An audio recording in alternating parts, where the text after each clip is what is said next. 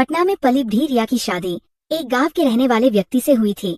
उसका पति गोपाल बहुत मेहनती और अच्छा इंसान था। पटना में शायद ही कोई ऐसा काम बचा हो जो गोपाल ने न किया हो। वो हर दिन काम पर जाता और घर पर बहुत कम समय बिताता था, जिससे रिया अकेली रह जाती थी। सच कहें तो रिया को ये सब उबाऊ लगने लगा था, क्योंकि गोपाल काम में इतना व्यस्त रहता था कि वह अपनी पत्नी की अंदरूनी ख्वाहिश पूरी करने के लिए बहुत ही कम समय निकाल पाता था। जब वो घर आता तो इतना थका होता था कि तुरंत सो जाता। तब उसके पास इतना भी समय नहीं होता था कि ठीक से खाना भी खा सके। इस तरह पूरे हफ्ते की थकान उसके शरीर में जमा हो जाती और सिर्फ रात को ही वह थोड़ा आराम कर पाता था। फिर एक दिन पटना में गोपाल के माता पिता आए। तब रिया की अपने सास ससुर से पहली बार मुलाकात हुई और वो खुश थी कि वे बहुत अच्छे और मिलनसार लोग थे। लेकिन तब उसकी सास रोहिणी देवी बातचीत के दौरान रिया को बहुत अच्छी लगी, लेकिन वही उसका ससुर शिवदास रिया को जरा सा भी अच्छा नहीं लगा। लेकिन तब रिया ये जानती थी कि उसे अपने ससुर के बारे में बुरा सोचना गलत है, लेकिन वो खुद को रोक नहीं पा रही थी। खासकर इसलिए क्योंकि उसने कई बार देखा था कि उसके ससुर शिवदास उसे अजीब नजरों से उसे घूर रहे थे। तब रिया को अंदाजा हो गया था कि शिवदास की उम्र लगभग 45-50 साल होगी। इसी कारण जब वो उसे घूरता तो उसे बहुत असहज महसूस होता था। हालांकि उसके ससुर शिवदास के बाल सफेद हो चुके थे, लेकिन उसकी कड़ी मेहनत की वजह से उसका शरीर अब भी मजबूत था। उसके हाथ और पैर अभी भी भारी और मजबूत दिखते थे। हालांकि उसकी त्वचा पर झुर्रियां आ चुकी थी, लेकिन रिया को ये सोचकर ही डर लगने लगता था कि अगर वह उसे छू ले तो कैसा लगेगा। तब वह इन बातों को सोचना ही नहीं चाहती थी, लेकिन न चाहते हुए भी उसके मन में ये सब बार बार आ रहा था। फिर रिया के मन में कई तरह के और ख्याल भी आने लगे।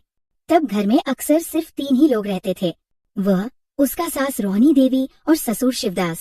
उसका पति गोपाल तो हमेशा काम में ही व्यस्त रहता और देर रात को ही घर लौटता था। एक दिन रिया रसोई में खाना बना रही थी, तभी उसने अपनी पीठ के पीछे किसी के पैरों की आहट सुनी। तब उसे यकीन था कि वह उसका पति गोपाल नहीं था, क्योंकि वह तो काम पर गया था। फिर उसने सोचा कि शायद उसकी सास होगी, लेकिन जब उसने पीछे मुड़कर देखा तो वहाँ कोई नहीं था। तब उसे ये अजीब लगा कि कोई आया और बिना आवाज किए चला भी गया। इसी सोच में वह अचानक पलटी और सामने अपने ससुर शिवदास को देखकर चौंक गई, क्योंकि वह लगातार उसे घूर रहा था। तब रिया हल्के कपड़ों में थी। उसने एक छोटी सी शॉर्ट्स पहन रखी थी, जिससे उसकी गोरी टांगे साफ नजर आ रही थी, और उसके ससुर शिवदास की नजरें भी वही टिक गई थी। और फिर वह टस से मस नहीं हुआ। तब ऐसा लग रहा था जैसे उसका ससुर उसे ध्यान से परख रहा हो। लेकिन तब रिया समझ नहीं पाई कि आखिर उसका ससुर उसे इस तरह क्यों देख रहा है। तभी उसने खुद को संभालते हुए पूछा, आप क्या देख रहे हैं ससुर जी? ये सुनते ही उसका ससुर अपनी नजरें ऊपर उठाया और ऐसे देखा जैसे कुछ हुआ ही न हो। फिर उसने रिया की तरफ एक अजीब सी मुस्कान के साथ देखा, जो रिया को बिल्कुल भी अच्छी नहीं लगी।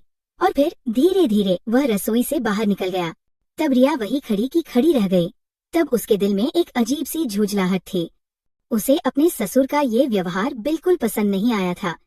अब उसे लगने लगा था कि उसका ससुर सच में बहुत बेहुदा किस्म के इंसान है। अब दोपहर का समय हो गया था, इसलिए रिया ने खाने की तैयारी कर ली। फिर जब उसने अपने सास ससुर को खाने के लिए बुलाना चाहा तो वे घर में नजर नहीं आए। फिर वो बाहर निकली और देखी तो उसकी सास पिछवाड़े में झाड़ू लगा रही थी और वही उसका ससुर भी मौजूद था। तब वे आपस में किसी बात पर चर्चा कर रहे थे, लेकिन जैसे ही रिया वहां पहुंची वे अचानक चुप हो गए। फिर रिया ने उन्हें खाने के लिए बुलाया और फिर खुद घर के अंदर चली गई। तभी उसने महसूस किया कि उसका ससुर भी उसके पीछे पीछे आ रहा है। फिर वो पलटी और देखी तो उसका ससुर उसके पीछे सच में था। तभी उसका ससुर बोला, तुम्हारी सास बाद में आएगी, क्योंकि उसे अपना काम पूरा करना है। फिर रिया और उसका ससुर डाइनिंग टेबल तक पहुँचे, जहाँ उसने खाना लगा दिया था। लेकिन वहाँ बैठने के बजाय रिया ने बहाना बनाया और सीधा अपने कमरे में चली गई। तब वो अंदर ही अंदर अपने ससुर के चेहरे पर फैली उस अजीब मुस्कान से चिढ़ रही थी और खुद से बोल रही थी कि इतना बूढ़ा होकर भी इतनी गंदी सोच, कम से कम शर्म तो करनी चाहिए। तब रिया बड़बड़ाई और झुंझलाकर अपने बिस्तर पर बैठ गई। उसे अब पछतावा हो रहा था कि वह अपने ससुर से मिली ही क्यों। तब वो अंदर ही अंदर गुस्से से भरी हुई थी।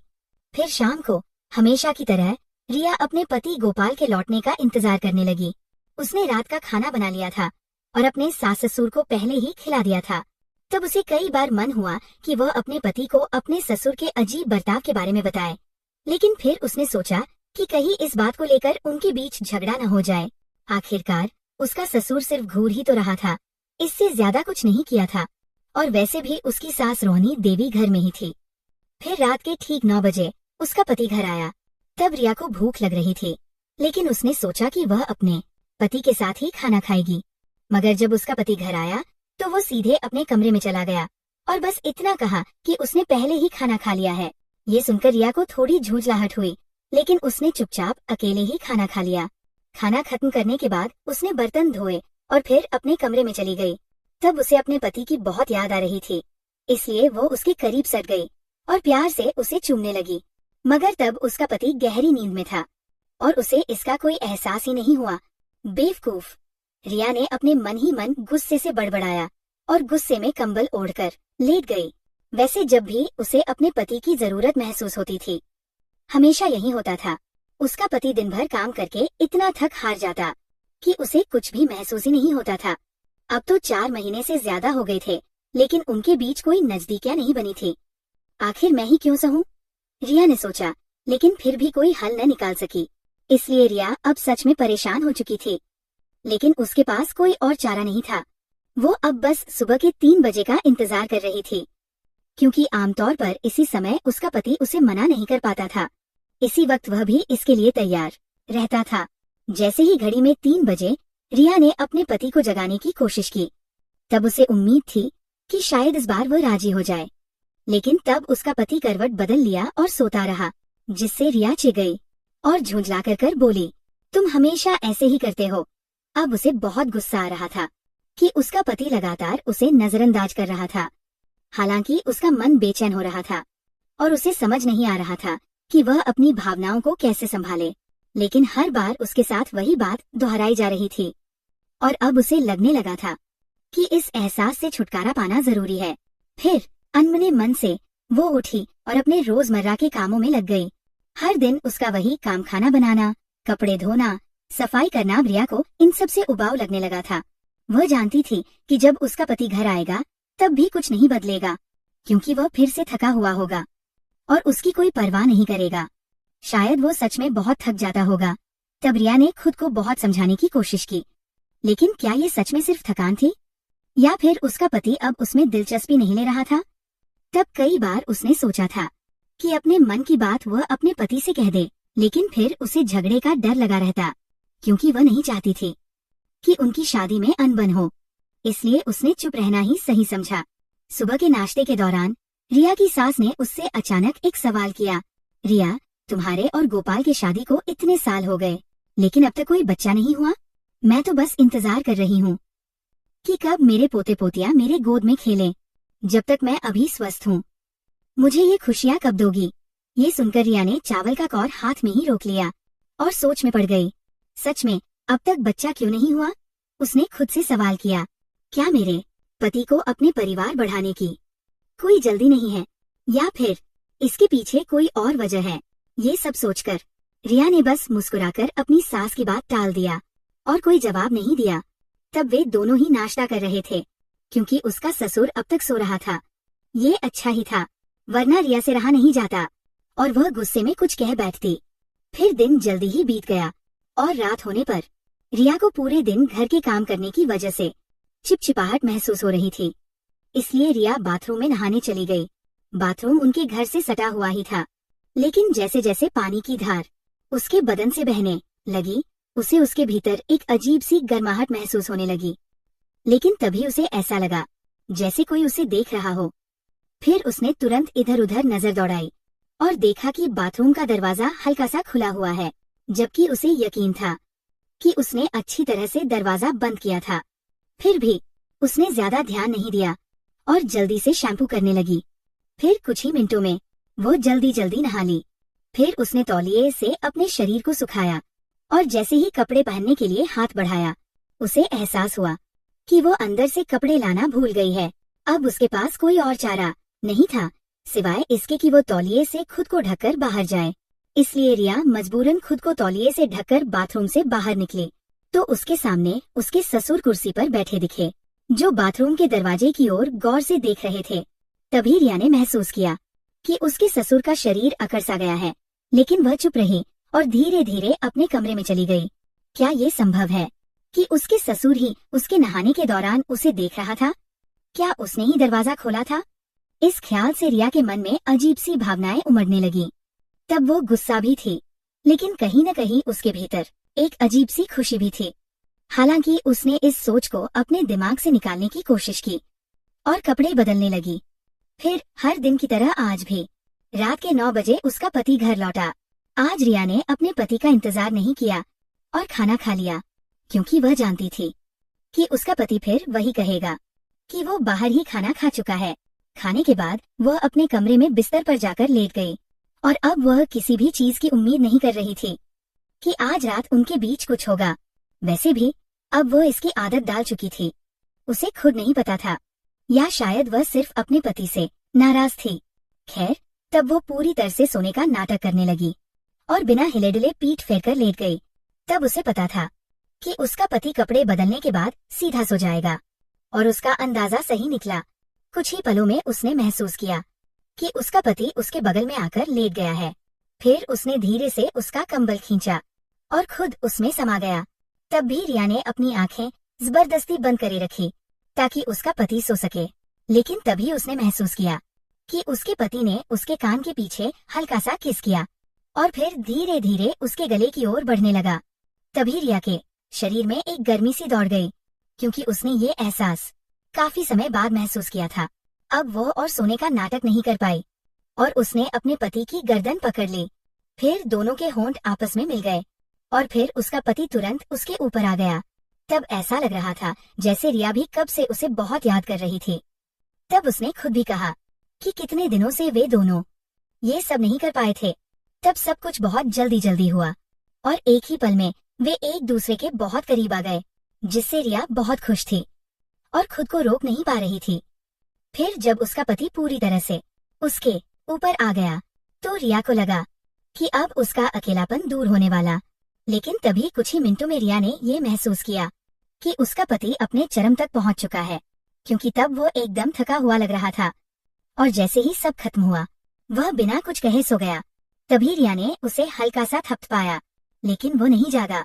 तब रिया को महसूस हुआ कि उसका पति पूरी तरह से गहरी नींद में जा चुका था, जिससे रिया को बहुत गुस्सा आया, क्योंकि वो अब भी अधूरी रह गई थी। लेकिन तभी उसने फिर से अपने पति को जगाने की कोशिश की, लेकिन कोई फायदा नहीं हुआ। फिर गुस्से में आकर उसने अपने पति को घूर कर देखा, क्योंकि उसे ये अच्छा नहीं लगा कि उसका पति ने कुछ कहे बिना ही उसे छोड़ दिया और सो गया। तब उसका शरीर अभी भी गर्मी से भरा हुआ था, लेकिन अब वह कुछ कर भी नहीं सकती थी। फिर उसने गहरी गहरी सांसें ली और खुद को शांत करने की कोशिश की। थोड़ी देर बाद वह भी बिस्तर पर लेट गई और सोने की कोशिश करने लगी, लेकिन उसकी बेचैनी बनी रही। फिर सुबह होते ही वो जल्दी उठ गई और घर के पिछवाड़े की ओर चली गई। तब रिया का मन अब भी अपने पति से खटक रहा था, इसलिए जब वो काम पर जाने के लिए निकला तो वह उससे मिलने या बात करने की जरूरत भी महसूस नहीं की। फिर उसे लगा चलो आज की रात वह पूरी तरह संतुष्ट हो जाएगी, लेकिन अब तो उसे और भी ज्यादा अधूरापन महसूस हो रहा था। फिर उसने खुद को काम में व्यस्त रखने के लिए झाड़ू लगाने लगी और इस दौरान उसने ध्यान ही नहीं दिया कि उसका बूढ़ा ससुर खिड़की से उसे देख रहा था। अच्छा हुआ, अगर मेरा पति मुझे अधूरा छोड़ सकता है तो ये बूढ़ा भी बस देखने तक ही रह जाए, उसने गुस्से में सोचा।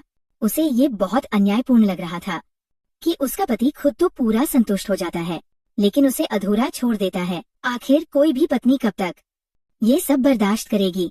और ये गलत भी था, इसलिए वो अब बगावत करने लगी थी, क्योंकि कई महीने फिर से बीत जाएंगे इससे पहले कि ऐसा कुछ दोबारा हो।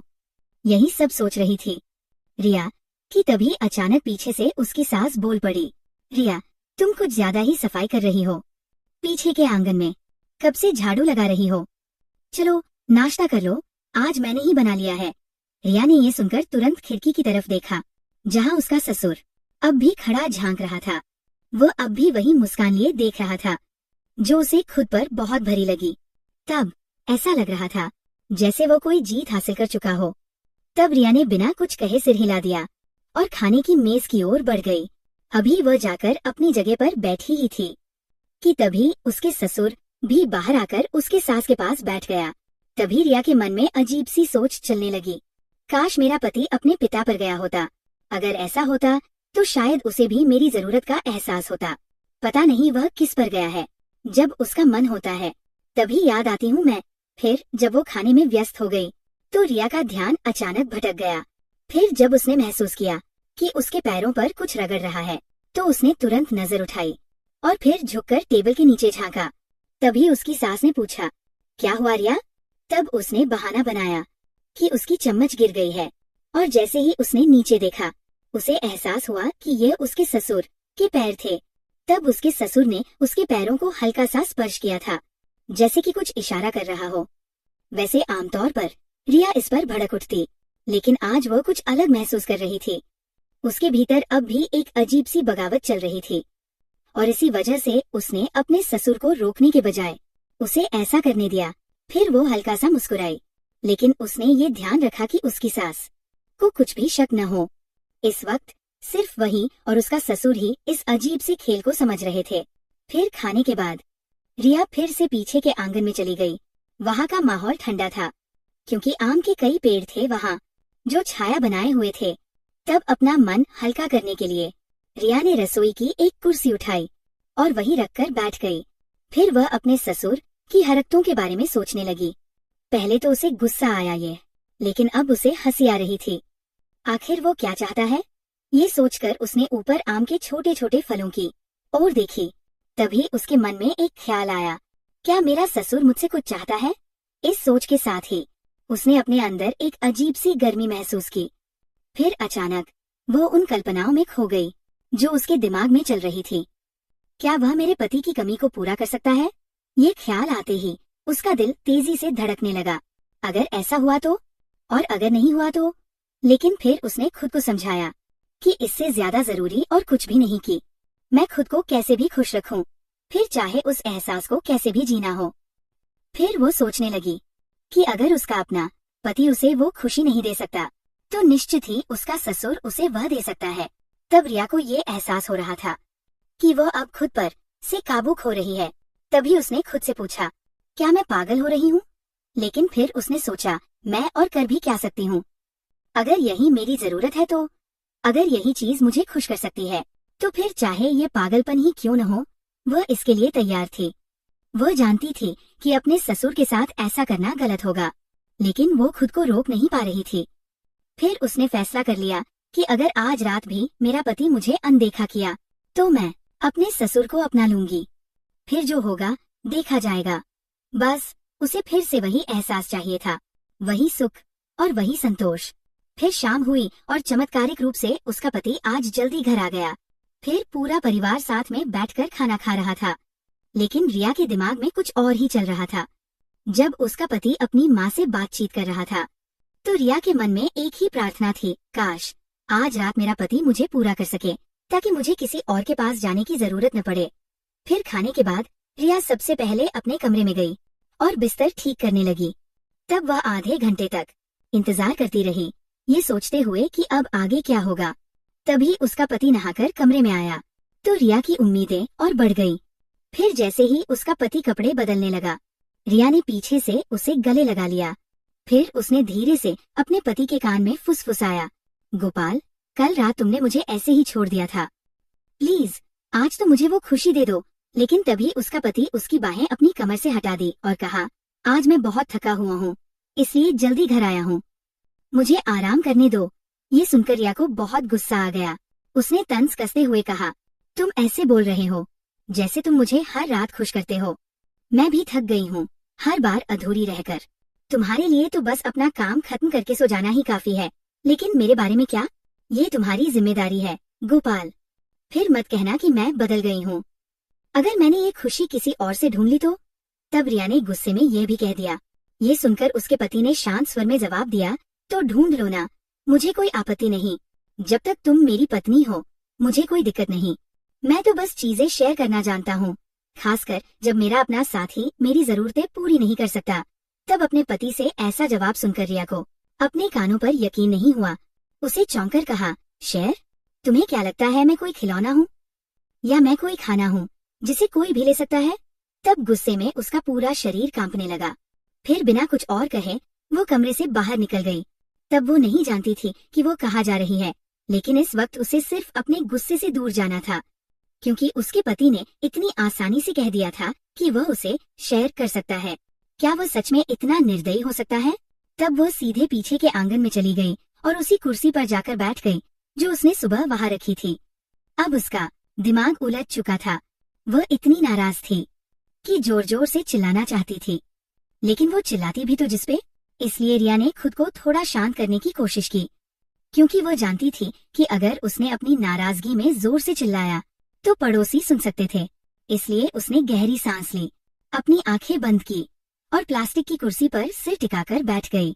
तब रात की ठंडी हवा उसके गुस्से को शांत नहीं कर पा रही थी। तब चांद की हल्की रोशनी पूरे आंगन में फैली हुई थी, लेकिन रिया के अंदर एक अजीब सी गर्मी महसूस हो रही थी, एक बेचैनी जो उसे चैन नहीं लेने दे रही थी। तभी उसने अपने पीछे से एक हल्की सिस की आवाज सुनी, जिससे वह चौंक कर पीछे मुड़ी और देखकर बिल्कुल भी आश्चर्यचकित नहीं हुई, क्योंकि जब उसने अपने ससुर को वहां खड़ा पाया तब भी वो हमेशा की तरह मुस्कुरा रहा था, एक अजीब बेमतलब भरी मुस्कान। ये देखकर रिया खुद से बोली, अब तो कितना सह सकती है, देख तेरे ससुर की मुस्कान, और गहरी हो गई। फिर रिया ने गुस्से से अपने ससुर की तरफ देखा। तभी उसके ससुर ने धीरे से कहा, मैं जानता हूँ कि तुम्हारा पति तुम्हें पूरी तरह खुश नहीं कर पा रहा है, क्योंकि वह अपनी माँ की तरह ठंडा है, लेकिन मैं नहीं। मैं जानता हूँ कि तुम्हें क्या चाहिए और मैं भी इसके लिए तरस रहा हूँ। ये सुनकर रिया का दिल तेजी से धड़कने लगा। फिर उसने सोचा, ये बूढ़ा आदमी सच में कितनी हद तक जा सकता है। फिर रिया ने अपनी ससुर की बातों पर हल्के से मुस्कुराई और फिर धीरे से बोली, सही कहते हैं आपने, हमें इस दुनिया में जो समय मिला है उसे हमें सही तरह से जीना चाहिए और वो सब करना चाहिए जो करना जरूरी है। इसी दौरान उसके ससुर ने हल्के से उसके गालों को छुआ और मुस्कुराते हुए कहा, अगर मैं गोपाल होता तो शायद हर रात। इस बात को सुनकर रिया के दिल की धड़कन और तेज हो गई। अब वो एक अजीब सी गर्मी महसूस करने लगी, क्योंकि ये वही शब्द थे जो वह अपने पति से सुनना चाहती थी, लेकिन ये उसका ससुर था जिसने उसे ये कह दिया। अब रिया की आंखों में हल्की सी चमक आई। फिर उसने हल्की आवाज में कहा, अगर ऐसा ही है तो साबित करो, मुझे एहसास दिलाओ कि मैं इस दुनिया की सबसे खूबसूरत औरत हूँ। इतना सुनते ही उसके ससुर ने उसे अपनी बाहों में भर लिया, जैसे उसे रिया से प्यार हो गया हो।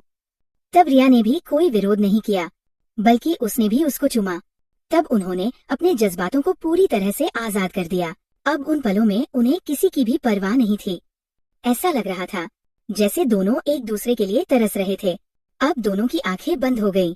वे पसीने से भीग चुके थे और पागलों की तरह उस पल का आनंद ले रहे थे। कुछ ही देर में वे उस स्वर्ग तक पहुंच गए जहां वे जाना चाहते थे। अगली सुबह रिया देर से जागी, क्योंकि वह बहुत थक गई थी और उसका ससुर भी। पिछली रात की थकान के कारण उनकी ऊर्जा जैसे खत्म हो गई थी, इसलिए वे अब आराम करना चाहते थे। हालांकि रिया का मूड सुबह अच्छा था, शायद इसलिए क्योंकि पिछली रात उसने पूरी तरह से संतोष महसूस किया था और उस मुकाम को पाया था जो उसका सपना बना हुआ था। अब उसे किसी भी तरह की असहजता महसूस नहीं हो रही थी और ना ही रिया को जो हुआ उसका कोई पछतावा था। उसे कोई गिल्टी भी नहीं हुई, क्योंकि उसके पति ने ही उसे इस रास्ते पर धकेला था। अब वो और उसके ससुर ऐसे बर्ताव कर रहे थे जैसे कुछ हुआ ही ना हो। उनके लिए ये सब सामान्य था। अब वे अगली रात का इंतजार कर रहे थे। उस रात रिया ने बहुत कुछ महसूस किया था।